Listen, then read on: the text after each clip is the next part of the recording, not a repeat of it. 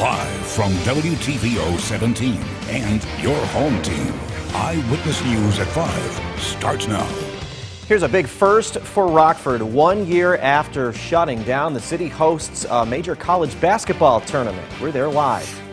A dozen dogs have been through a fiery rescue, treatments, and evaluations this week. Now they need to find their forever homes. We'll show you how you can help. And full steam ahead. Rockford's 4th of July committee says right now fireworks are on. We've got the details. Good evening, I'm Eric Wilson. Mimi is off tonight. For the next few days, the four cities playing host to the Women's NIT tournament. That means thousands of athletes, coaches, and family members are boosting Rockford's economy. Dylan Sraki joins us live from downtown. Dylan, businesses are excited for the return of tourism.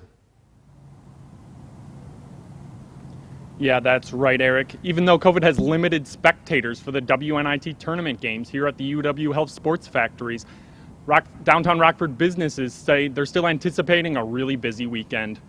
Several out-of-town visitors tell me they've already enjoyed eating out and learning more about what the Forest City has to offer.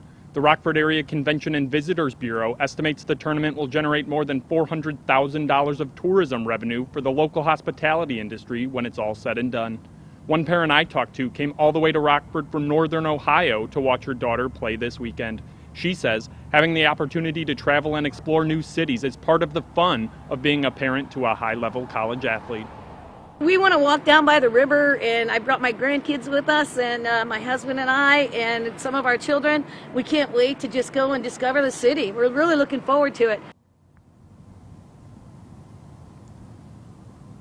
One general manager of a downtown restaurant that I talked to says they've already had a big lunch rush, in part due to tournament spectators. Hear from her coming up tonight at 6. For now, reporting live in Rockford for your home team, I'm Dylan Sraki.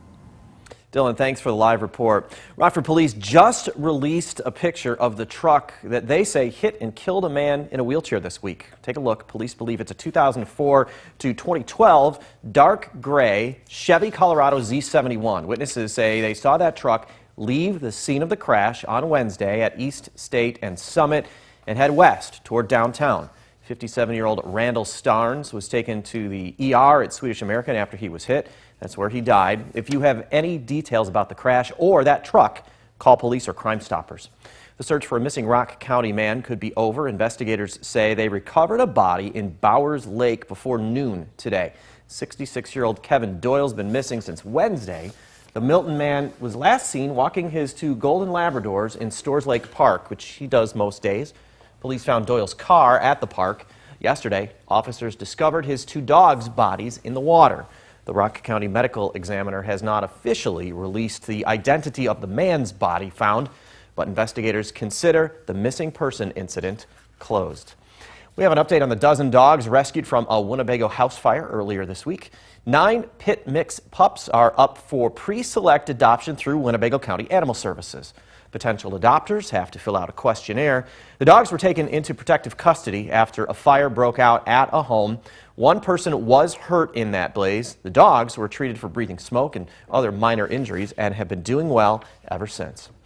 For more than a year, State Line students' lives have been flipped upside down. Now that kids have more consistent schedules, local schools are thinking ahead to the summer. Ari Bruckman spoke with 2 educators who say learning doesn't have to stop when the last bell of the school year rings. Ari? Eric, the warmer weather we're getting has many of us looking forward to summer. Some schools will be offering options for students to brush up on their academics and just have some fun. Parents really need to be involved, and they need to identify if their students have COVID weaknesses or if they've suffered in any way from either the remote learning or being off for a time. With COVID shutting down schools last year and forcing many students to do remote classes, some families may be looking for some extra classes for their kids. We can match those needs that they have academically to offerings that we have both at our elementary school and at the junior-senior high. Many State Line area parents are wondering if schools will do the same when it comes to summer school programs. Executive Director for Rockford Lutheran Schools, Don Gillingham, says they specifically design summer programs for students. Over at Boylan Catholic School, President Amy Ott says they'll offer a variety of summer options and not just academic classes. like a basketball camp or a strength and conditioning camp or things like that as well. So we're going to be working to offer a little bit of the academic side. Some of it's just study skills, just a whole host of things. All Boylan students will be back in school full-time after spring break. Ott tells me it was nice to provide some exciting news for families to get students excited about learning again. You could feel more life bubbling up in the school, and we're actually putting some plans together to hopefully do some fun things with that small amount of time we have left in the school year with them, and just kind of create more community and excitement. Both schools are already looking ahead to the next school year and say it's possible they will incorporate some kind of remote learning, but hope to see everyone in class. Eric? Thank you, Ari. A middle of summer tradition canceled because of COVID is back on in the Forest City. Organizers of Rockford's 4th of July fireworks show filled out all the permits for the annual event downtown. Plans include the parade, 4 music stages spread out across downtown, and a 30-minute fireworks show. Because we may still have to be socially distant, the fireworks will be shot farther into the air so more people can see them. A co-chair for the event says these plans have been in motion since the beginning of the year. We started in January proceeding as if it's going to be a normal year. We're not sure what the new normal is going to be, come July, but we're preparing for full participation, and then we'll scale back from there. Rockford City Council still has to approve. The Code and Regulation Committee will discuss it Monday.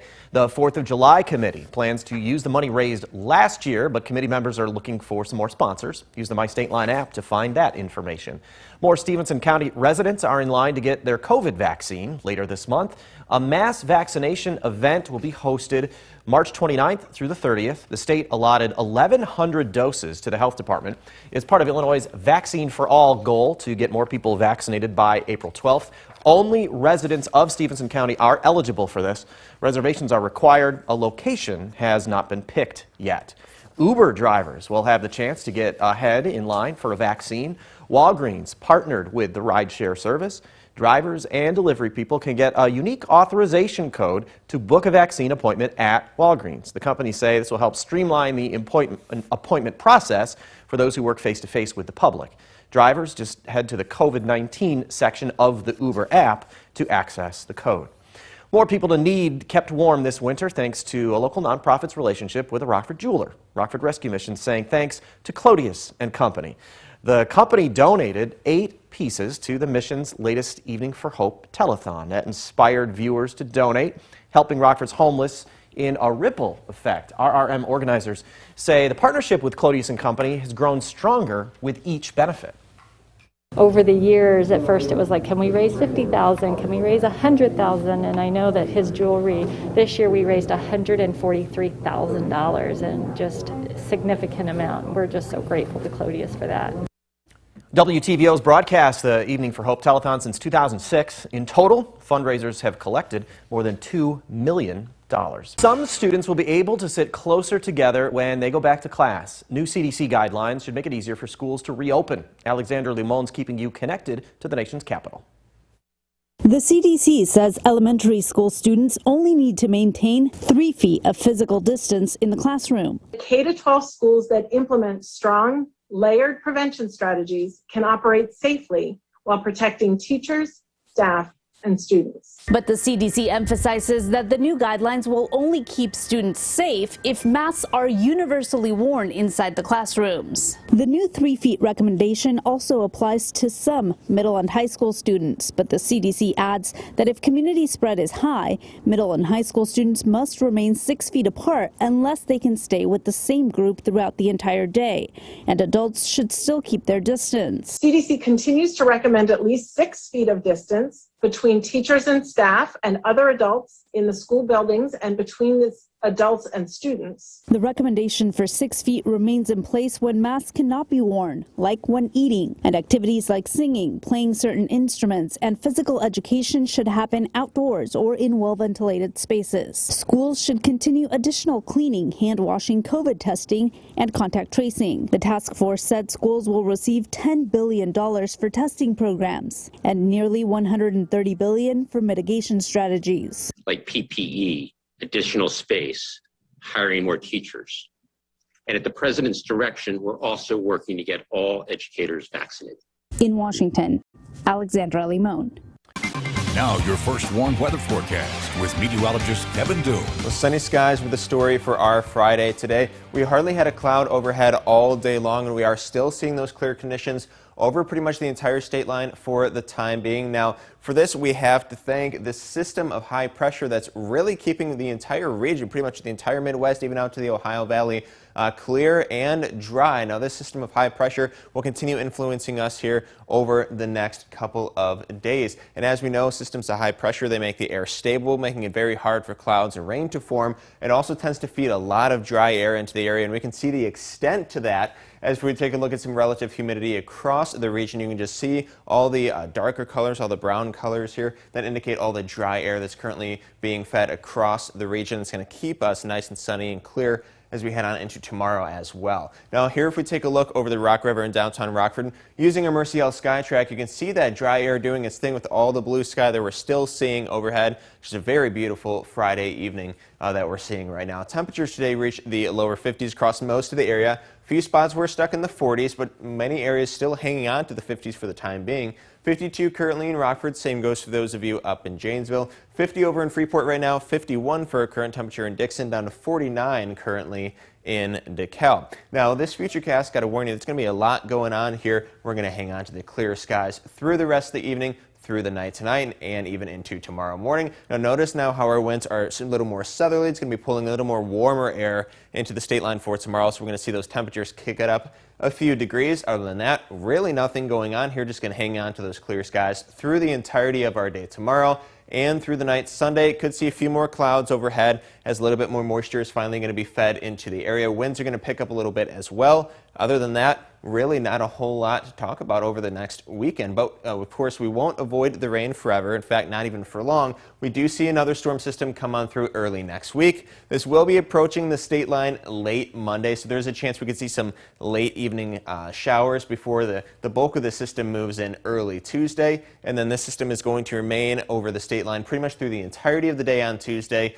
Not expecting any thunderstorms, but we could see a few pockets of some heavy rainfall throughout the day. So we're looking at a very rainy Tuesday ahead. Now, the majority of the system should be out of the area by the middle of the day on Wednesday, but there's a chance that we could see a few lingering showers through much of the day on Wednesday. And tomorrow is the first official day of spring, with the spring equinox officially occurring at 4:37 a.m. tomorrow. Now, this is when there is really no tilt toward the sun for either hemisphere. The Earth sort of sits straight up and down relative to the angle of the sun's radiation. That's why we call it the spring equinox.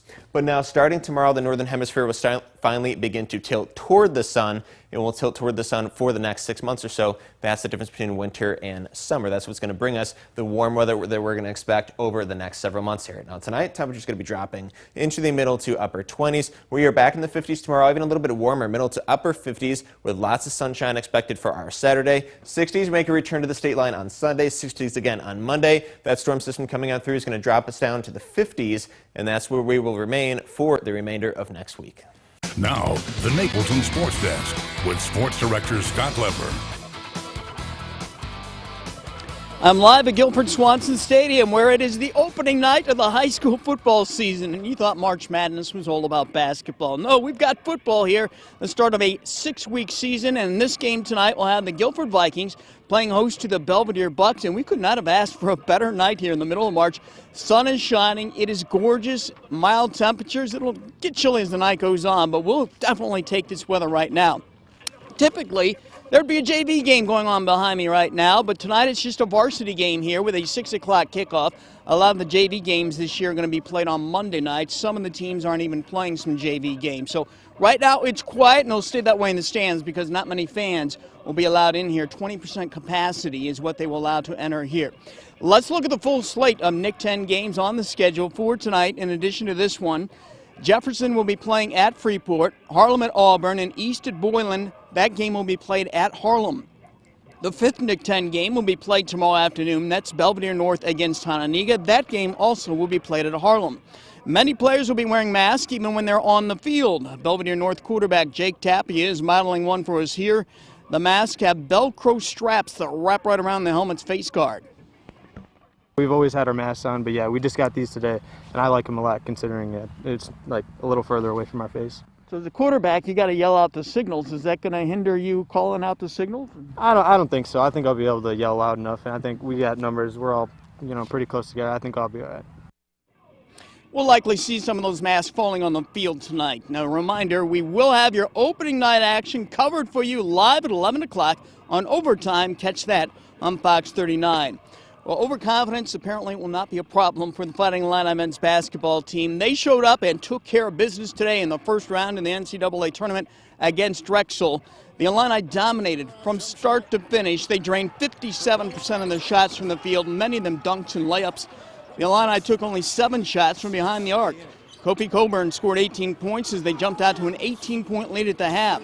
Ayo Dosunmu added 17 points, 11 rebounds, and 6 assists. Trent Frazier scored 11 and Adam Miller 10.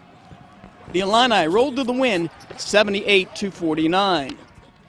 Here locally, the women's NIT tournament in downtown Rockford is underway. Day 1 of the Rockford Regional featured 4 games today. This is the first game between Northern Iowa and Dayton.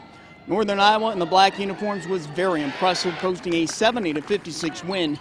This evening, our 2 local girls take the court. Michaela Schmelzer for UW-Milwaukee and Peyton Kennedy for St. Louis. They will be playing in separate games. The quarterfinals and finals will be played tomorrow. I should say the quarterfinals and semifinals will be played tomorrow. The championship game and consolation game will be played on Monday evening. But right now, everybody around the area pumped up for the start of the high school football season here tonight. Guilford against Belvedere at this game. More for you coming up at 6 o'clock. That's sports. We'll be right back.